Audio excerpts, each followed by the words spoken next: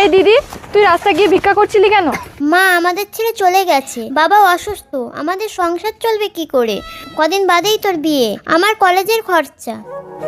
বাবা, আমার বিয়েটা আর হবে না। কেন? রায়বাড়ি থেকে বলে দিয়েছে ওরা কোনো ভিখারি পরিবারের সাথে সম্পর্ক করবে না।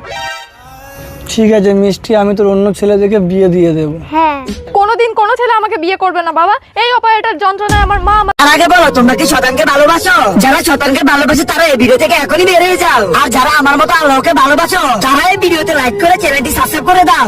আমি জানি তোমরা আল্লাহকে ভালোবাসো, তাই আমার মতো লাইক সাবস্ক্রাইব করে দিছো। আমাদের ছেড়ে চলে গেছে, এখন আমিও মায়ের কাছে চলে যাচ্ছি।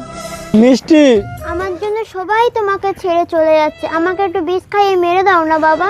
ও কথা বলতে নেই সৃষ্টি। কিছুক্ষণ পর আসুন ম্যাডাম, বলছি এটা কি সৃষ্টি দাসের বাড়ি? হ্যাঁ স্যার বলুন। ও আচ্ছা, এই তো। বলছি আপনার মেয়ে আমাদের কলেজ থেকে এডুকেশনে সারা পশ্চিমবঙ্গে প্রথম স্থান অধিকার করেছে।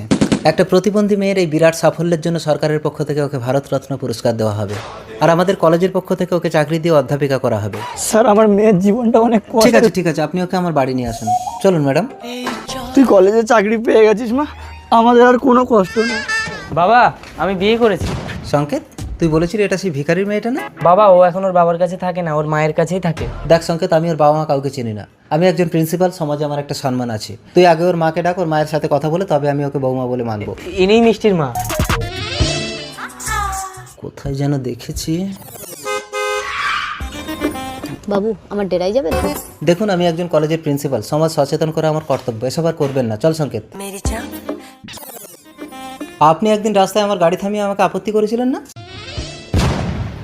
একটা পতিতা মায়ের মেয়েকে আমি কখনোই এ বাড়ির বৌমা বলে মেনে নেব না। আমাদের কলেজের একটা প্রতিবন্ধী মেয়ে ভারতরত্ন পেয়ে আমাদেরই কলেজের অধ্যাপিকা হয়েছে, ওকে আমি এ বাড়ির বৌমা করব।